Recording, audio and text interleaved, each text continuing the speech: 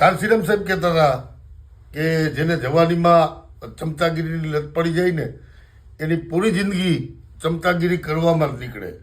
આવો જ કિસ્સો જુનાગઢમાં બન્યો છે.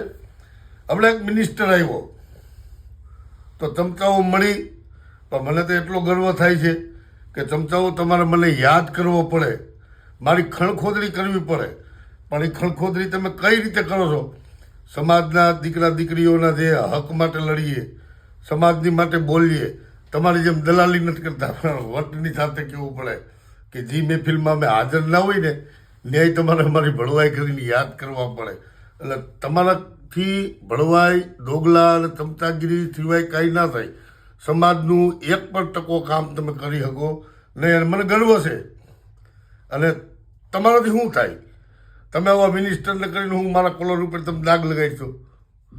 તમારી ઓકાત નથી. તમારી ઓકાત એટલી જ છે, જી હજુરી કરવી, દલાલી કરવી અને સમાજના કોઈ કામમાં રોડા નાખી અને મિનિસ્ટરના પગલું સળિયા બની ગયો. એટલે તમે તમારા કરતા રહ્યો, મને કાંઈ ફેર પડવાનો નથી. જય ભીમ, જય ભારત.